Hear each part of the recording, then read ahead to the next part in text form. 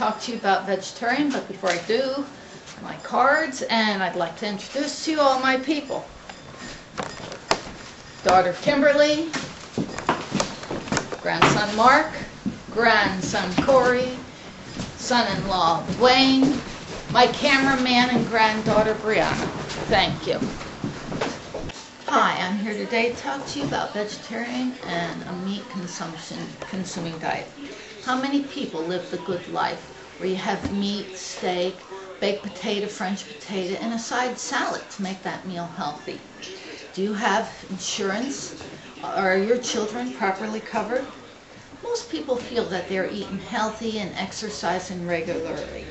Is this enough to keep the doctor away? When I was newly married, we didn't have much money and insurance was non-existent. We lived on many things from our garden which we froze and canned for future use. Meat was basically very little or non-existent. The only time we seen the doctor was for the birth of our children or when our children developed allergies, which we found that they reacted to the chemical medicines that they gave them. We had to resort to natural ways from our herb garden or our herb cabinet to heal them and alleviate the symptoms. Now, after 37 years, our children have moved on, and my husband has developed diseases. He's lost his job, so he suffers inactivity, and of course, we now can splurge on meats and the good life. He has recently been diagnosed with diabetes, high cholesterol, blood pressure, and obesity. Do you eat a balanced diet?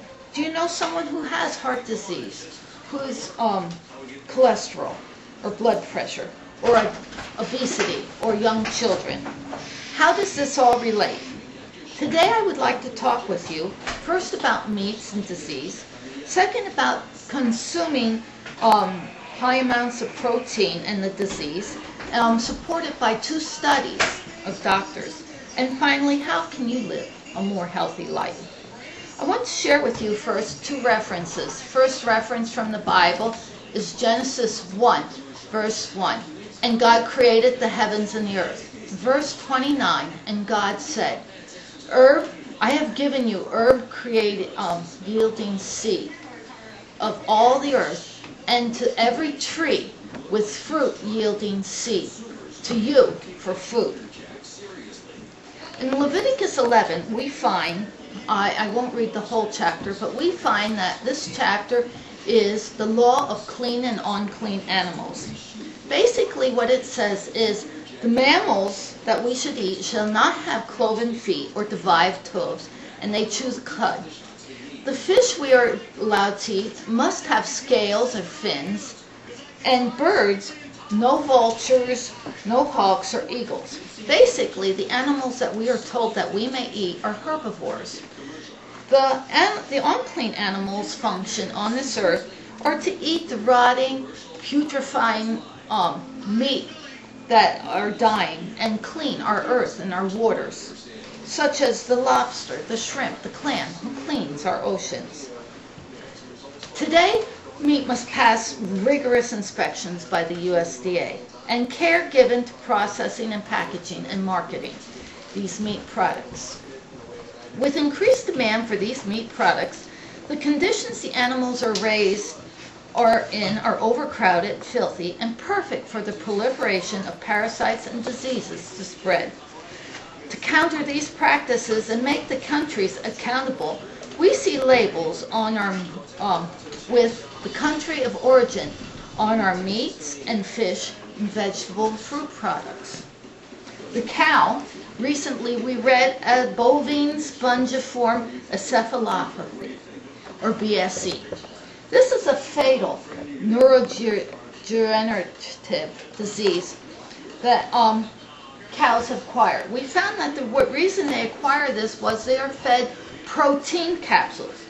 These protein supplements contain cooked leftovers of slaughtered or injured animals that spread disease and stuff. They cook them down. They are also allowed to put cow's blood restaurant scraps, and poultry litter, which is fecal matter or feathers in them. That the feeding of these animals, we found that raise the BSE. Cows are herbivores by nature. In the pork, we find trichinosis, or more recently we hear of swine flu by touching the flesh. If this meat is cooked, we will not contract the disease. This trichinosis is a parasite.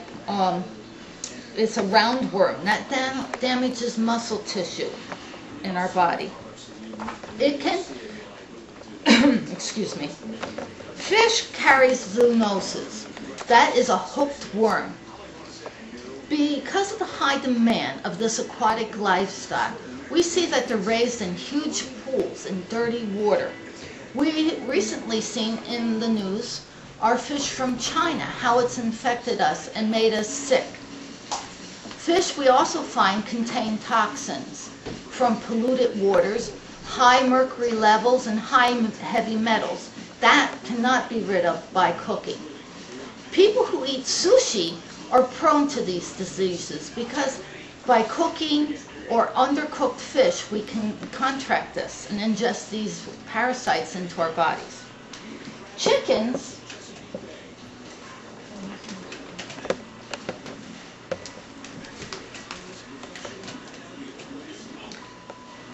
carry diseases such as salmonella and avian flu. The avian flu we get from live chickens. Salmonella, if the bird is infected, they pass this on to the eggs. We must be careful in the handling of this meat. We must wash our hands and disinfect the areas that it touches and that it doesn't touch other meats. If you are behind a truck driving from the farm to the slaughterhouse, the air is highly poisonous. Please roll up your windows and turn on that air conditioning. Two studies done by famous doctors, Dr. Singh and Dr. Campbell, show us the correlation of disease and meat consumption. Dr. Singh is an epidemiologist and associate professor at Loma Linda University. His study began in 1958 in India, where he took 30,000 vegetarians. Now, not all the people remained vegetarians. Some started eating meat. So he was able to take the vegetarians versus the meat eaters and compare this. And what he's seen was noticeable increase in meat consumption and the mortality rate and the disease of the western part of the world, such as obesity, coronary, heart disease, and infections. Dr. Campbell, the second doctor, a professor emeritus of nutritional biochemistry at Cornell University, co-authored a book with his son Tom called The China Study, 2004. This book contains 40 years of documentation teaching and developing diets. His findings that consuming high amounts of animal proteins and cancers were related. Plant proteins did not do this. Cancer, he found, was the result of multiple factors of meat in food and animal protein, enhancing the growth of these cancers. Even small amounts of animal protein, he noticed, began heart disease, diabetes, cholesterol, and blood pressure. Whole plant food diets turn around these conditions and lessen them in chronic and genetic diseases. So, meat consumption or animal protein play an important part in today's diseases. A vegetable, nutrient-rich diet alter and reverse chronic diseases. And you can contain control over your diet and over your health, knowing the food that you are eating.